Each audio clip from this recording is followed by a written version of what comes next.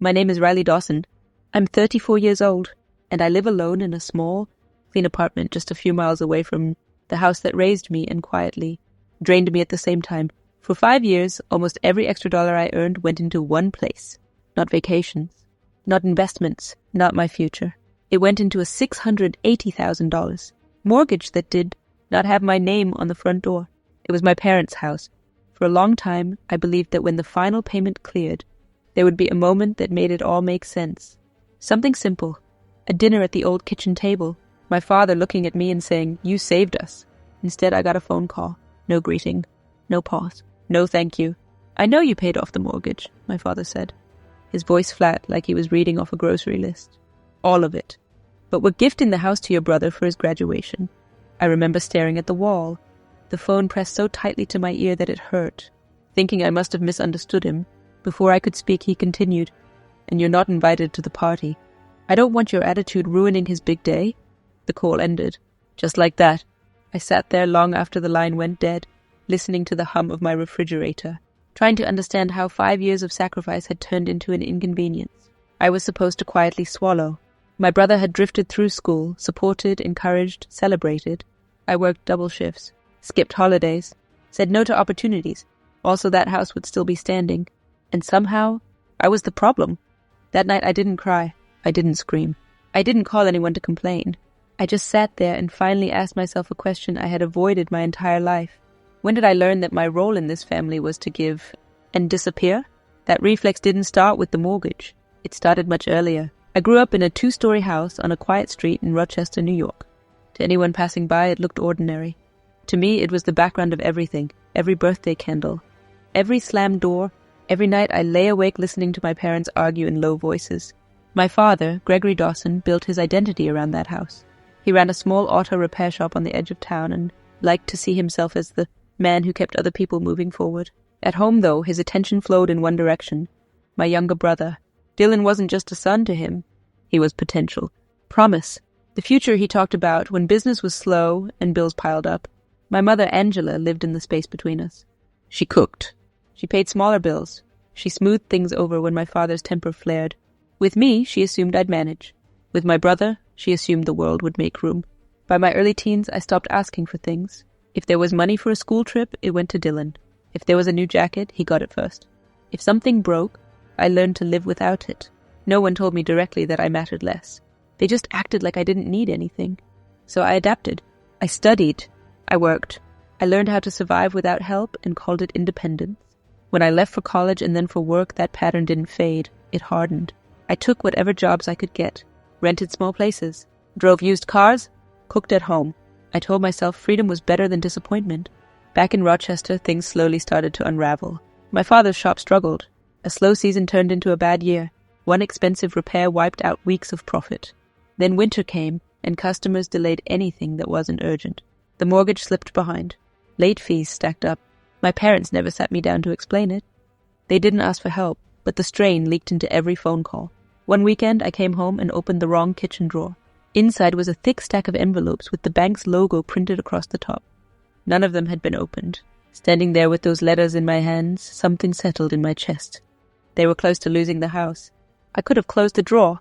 I could have driven back to my apartment and told myself it wasn't my problem.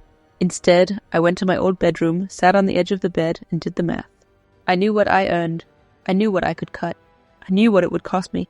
Promotions would disappear. Savings would stall. My own life would move in slow motion. I chose it anyway. The payments started quietly. Every month, a large transfer left my account and chipped away at a balance that didn't carry my name. My father talked about his determination, his sacrifice, his fight to keep the family home. My mother thanked me privately. A meal, a message, a soft "I love you," but she never corrected the story. When things grew especially unstable, my uncle stepped in. Edward Lane insisted my parents protect the house legally if I was going to shoulder the payments. Papers were signed. Trust agreements were formed. My name appeared in places I barely noticed at the time, linked to responsibility and rights. I told myself it didn't matter. All that mattered was that my parents could sleep without fear. Years blurred together. Work, bills, transfers, statements tucked into a box under my bed. Every season outside my window marked another chunk of my life invested in a house I didn't live in, I kept telling myself that when the mortgage was gone, things would finally change. I didn't realize how wrong I was. By the time my brother's final year of college began, everything revolved around him. Calls focused on his plans, his graduation, his future. My father planned a party and called it a fresh start. I knew how many payments were left. I could already imagine the final one clearing. In my mind, there would be honesty. Instead, there was silence.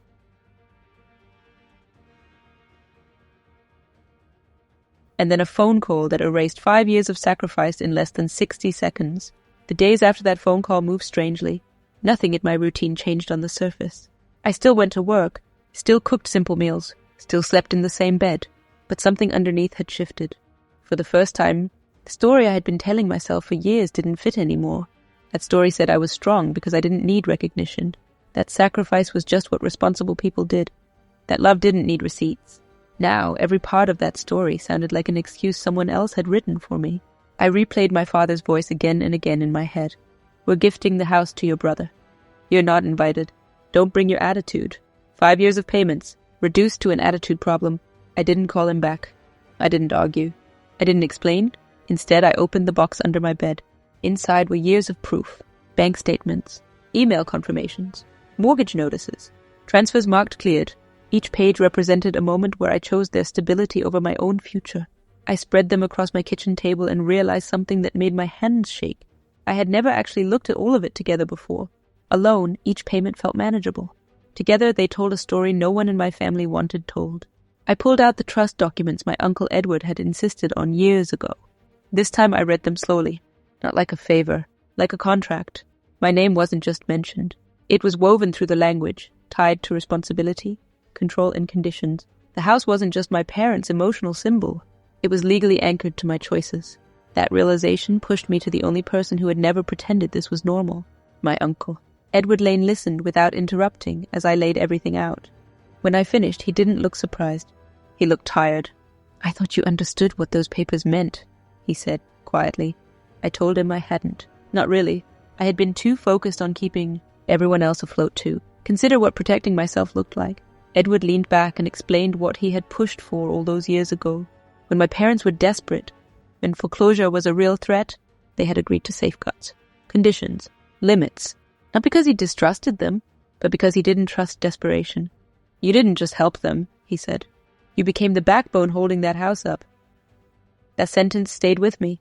For the first time, I understood something clearly. The house wasn't a gift my father could hand out to fit a story. It was an asset tied to my sacrifice.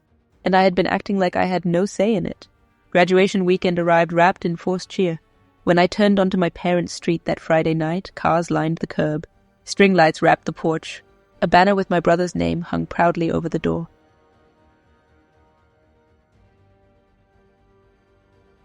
From the outside, it looked like a perfect ending.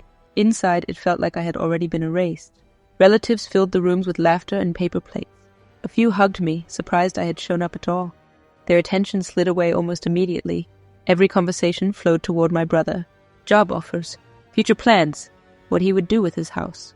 No one questioned the assumption. They were repeating the version my parents had given them. I drifted along the edges of the room, invisible in a house I had paid for piece by piece.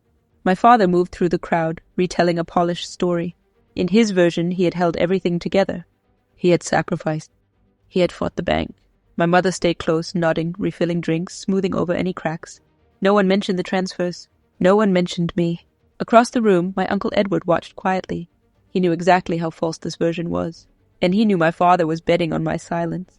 Eventually, my father called everyone into the living room. People crowded in, smiling, ready for the moment. He stood near the fireplace and talked about family, about hard times, about believing in the future. Then he said it out loud. The house would be my brother's graduation gift. The room waited for applause. It never really came. Edward spoke calmly. No anger, no drama. Just facts. He reminded my father of the trust, of the conditions, of the reason it existed in the first place. He didn't say my name. He didn't need to. Several heads turned toward me. The mood shifted. People left earlier than planned. Conversations thinned. My father brushed it off as legal technicalities, but the damage was done. I drove home that night with clarity instead of anger. As long as I let them control the narrative, my role would stay hidden. If a line was going to be drawn, it had to be drawn by me. A few days later, I went back to the house alone. The decorations were gone. The street quiet again. I stepped onto the porch and slid my key into the lock. It stopped halfway. Changed. The message was louder than any speech. When the door cracked open, my brother stood there with boxes stacked behind him. He didn't apologize. He didn't explain. He didn't have to. The door closed. I stood there holding a useless key, finally understanding that compromise had run out. That night, sleep didn't come. Every time I closed my eyes, I saw the porch.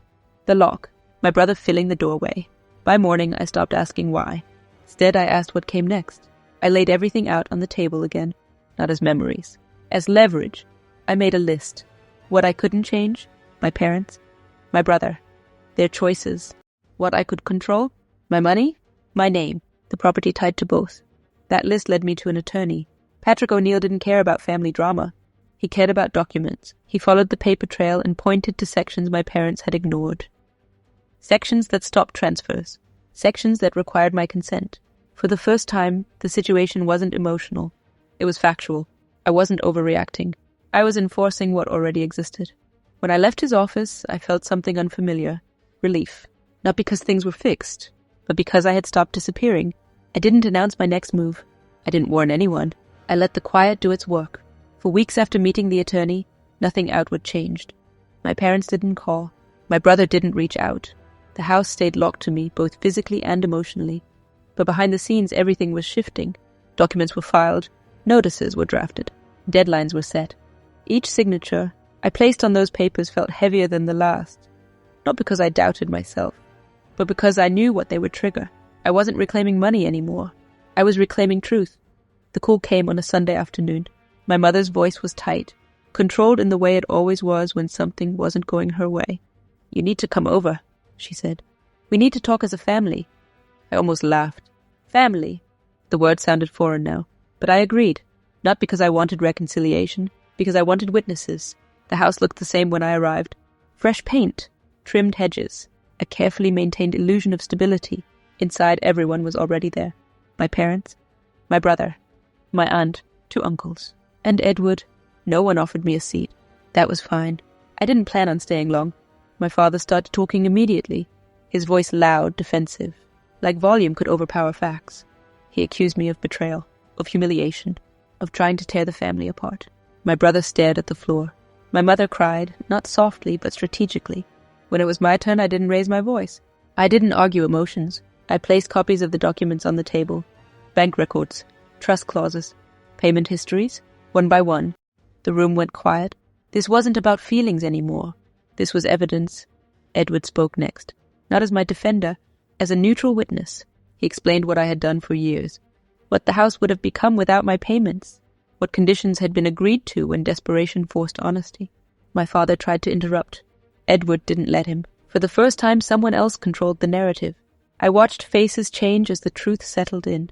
Confusion turned into discomfort. Discomfort into realization. My mother stopped crying. My brother finally looked at me. Not with anger, with something closer to fear. That was when I said it. Calmly, clearly. I'm not asking for gratitude. I'm not asking for love. I'm enforcing what already exists. I told them about the legal steps already taken, about the restrictions now placed on the property, about what could and could not happen without my consent. No threats, just facts. My father's face hardened. "You wouldn't do this," he said. "You don't have the heart?" That was the moment something inside me finally closed. "I already did," I replied. The aftermath was messy. Calls from relatives who had suddenly just found out. Messages accusing me of greed. Others quietly asking for copies of the documents. My parents tried damage control.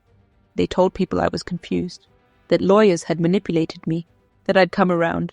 They were wrong, because I wasn't reacting anymore. I was acting.